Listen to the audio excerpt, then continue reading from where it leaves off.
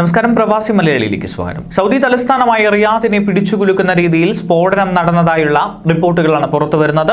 റിയാദിനെതിരെ ballistic missile ആക്രമണമാണ് നടന്നത് എന്നാണ് ലഭ്യമാകുന്ന വിവരം. അതേസമയം റിയാദ് ലക്ഷ്യമാക്കി വന്ന മിസൈൽ സൗദിയുടെ നേതൃത്വത്തിലുള്ള സഖ്യസേന ലക്ഷ്യസ്ഥാനത്തെത്തുന്നതിന് മുൻപ് തകർത്തതായും റിപ്പോർട്ടുണ്ട്. എന്നാൽ സ്ഫോടനം സംബന്ധിച്ച സൗദിയുടെ പ്രതികരണം അറിവായിട്ടില്ല എന്നാണ് അൽ ജസീറ റിപ്പോർട്ട് ചെയ്യുന്നത്. ശക്തമായ സ്ഫോടനത്തിൽ റിയാദിന്റെ വിവിധ ഭാഗങ്ങളിലുള്ള കെട്ടിടങ്ങളുടെ ജനൽ ചില്ലുകൾ തകർന്നു.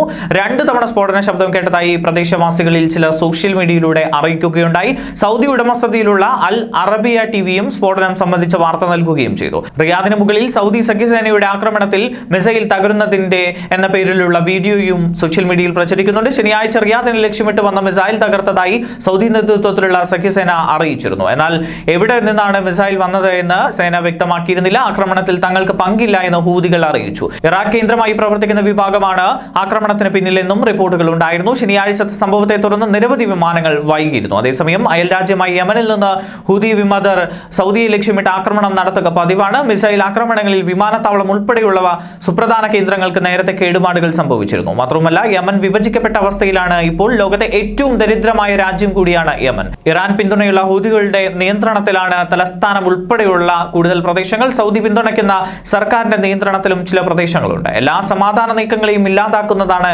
ഇടയ്ക്കിടെ ഉണ്ടാകുന്ന ഈ ആക്രമണങ്ങൾ. ന്യൂസ് ഡെസ്ക് പ്രവാസി മലയാളി.